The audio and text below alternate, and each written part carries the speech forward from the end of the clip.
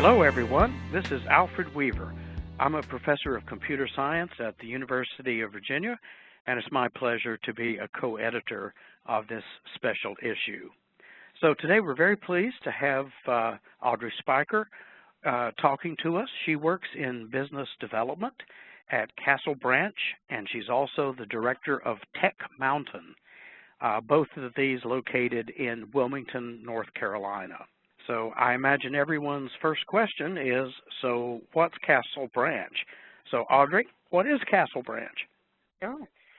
Great place to start. So Castle Branch Corporation is actually the 10th largest employment and student screening company in the U.S.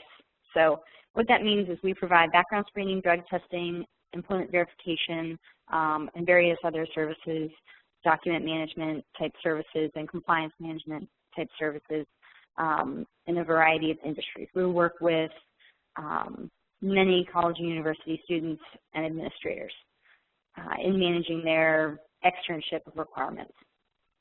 So that's what Castle Branch does. And what tekMountain is in relation to Castle Branch is a corporate incubator, a new corporate incubator that just opened with the expansion of Castle Branch's headquarters in Wilmington, North Carolina, as you said. So perhaps I should go into the origins of tekMountain, sort of why we started it. Oh, yes, please do. So like I said, we were expanding our corporate headquarters. We built a new building beside our existing building and more than doubled our size. So the previous building was 40,000 square feet. Our expansion was an additional 60,000 square feet. And it left plenty of space for us to grow. And we started sort of thinking about how we're going to grow, what that will look like, what direction will it take. And the more we thought about it, and specifically our CEO, Brett Martin, the more he thought about it, he decided that we really needed to be able to move fast despite being such a large entity at this point. And so the idea of an incubator sort of came to him, a corporate incubator, a place that could be sort of a research and development arm for Castle Branch, came to fruition, and we decided to make a go of it and develop our idea. And that's been in the not too distant past that decision was made. So we have now our expanded headquarters and tekMountain on the 3rd floor. We actually occupy the entire 3rd floor of the expansion space.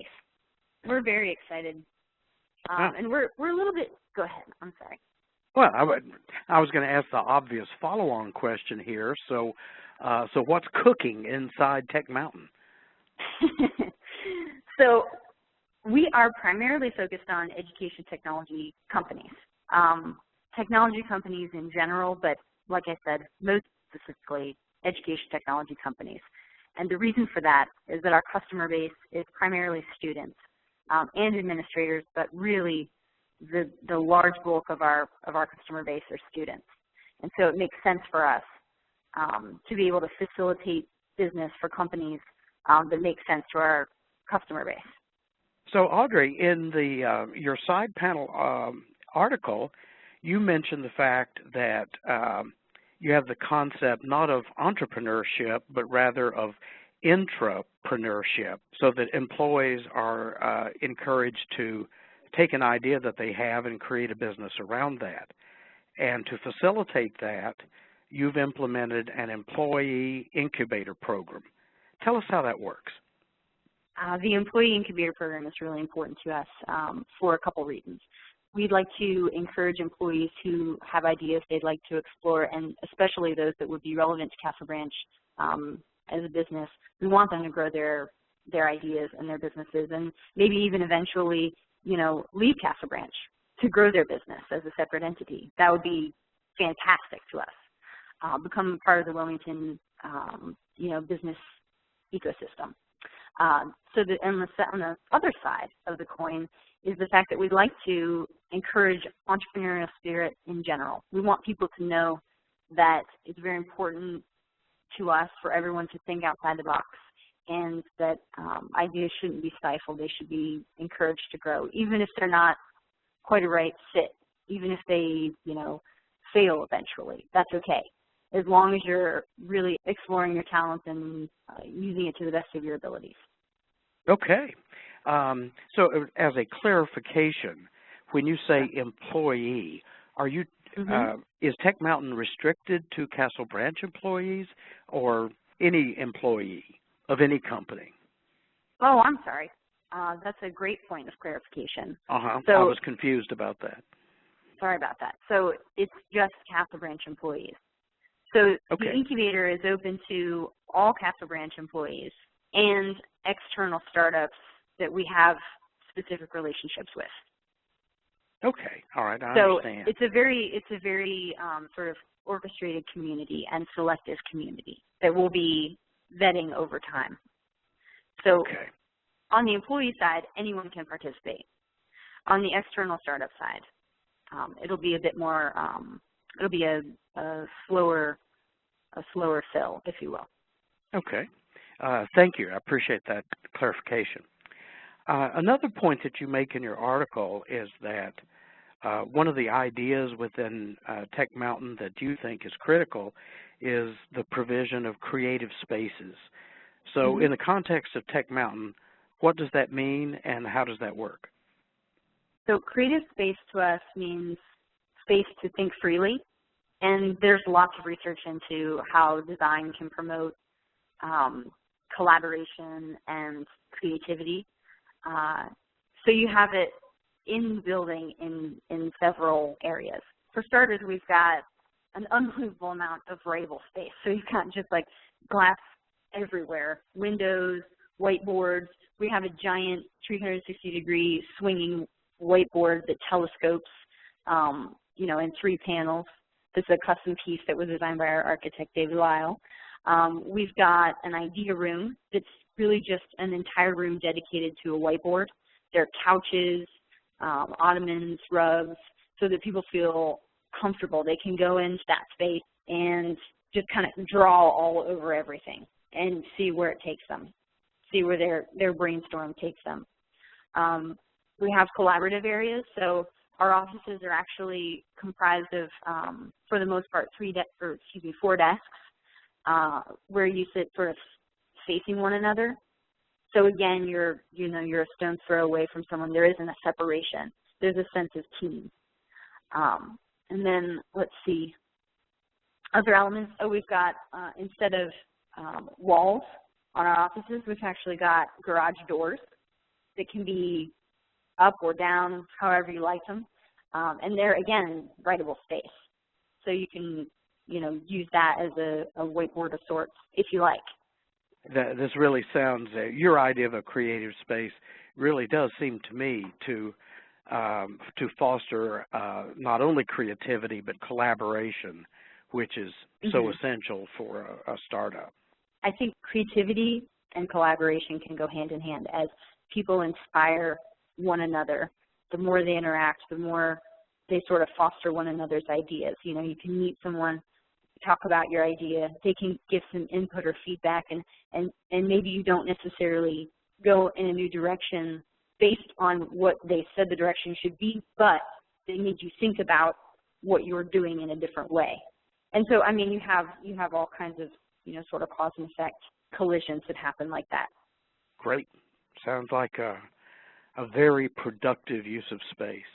Well, that brings me to my, So that brings me to my last question. So suppose we have someone like me who is an academic, and I have an idea, and I think maybe the idea has legs, and I work with some students, and I work up a prototype, and I think, okay, this might have commercial potential, and I'm willing to do a startup, but I don't know much about business. So here I am with my idea and my startup company. What do I need to know? What can you tell me that I need to do next? Great. Well, it sounds like you've got, in your example, a minimum viable product, which is something that you may or may not have to have in order to get out there and talk to people about whether they would purchase or use your product. It's really important to talk with your customers and understand a need. A lot of people presume need where there may or may not be a need. So what that could mean is it's not the right time, or the product isn't what it should be to fill the need that exists. So you got to get out there. You got to get out there and talk to people. And that can mean a lot of things. You know, you can do that online. You can make calls. You can actually physically go out, you know, into your world, whatever that is, and figure out what the product should be, what the answer is, where is the real need, and get some reactions. Because the last thing you want to do is spend your time on something that doesn't have any use to anybody, right? Absolutely.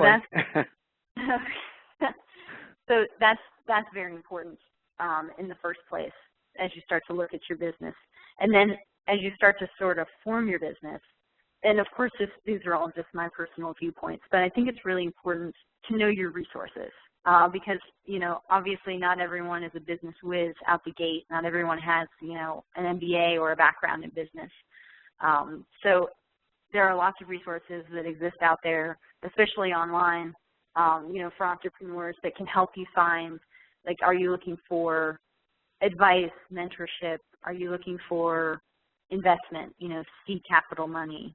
And so it kind of then depends on what you're looking for. But what helps is, you know, there are lots of books. I mean, just really doing your research, you know, how to build, it can be as simple as how to build a business, Googling these kinds of things, taking the time to sit down and look for your resources, and not necessarily, you know, giving your company away right out the gate, but really knowing what's available to you and talking to as many people as possible, like I said. So you've got also resources like, just briefly, you know, because we're talking about an incubator here today, you know, there are incubators and accelerators all over the place. Some, I think 1,200, according to the NBIA, which is the National Business Incubation Association, just in the U.S., and then a couple thousand globally. So those are resources too, and sometimes even if you're not appropriate for the incubator or the accelerator program, they will advise you on next steps where you might be appropriate, or maybe some of the holes in your plan, in your business plan. So I would just use as many resources as you can. Small business centers are a great resource in your area, you know, and people at business schools, you know, at colleges and universities. They're often happy to help entrepreneurs and take a lunch or, you know, answer a couple questions. I think that's very sound advice, and I appreciate the time and effort that you've expended in talking with us. So for our listeners, yeah, this has been Audrey Spiker, and she works in business development at Castle Branch and director of the tekMountain company, co-located in Wilmington, North Carolina. Audrey, thank you for your time. We appreciate that, and best wishes. Thank you, Alf. Okay.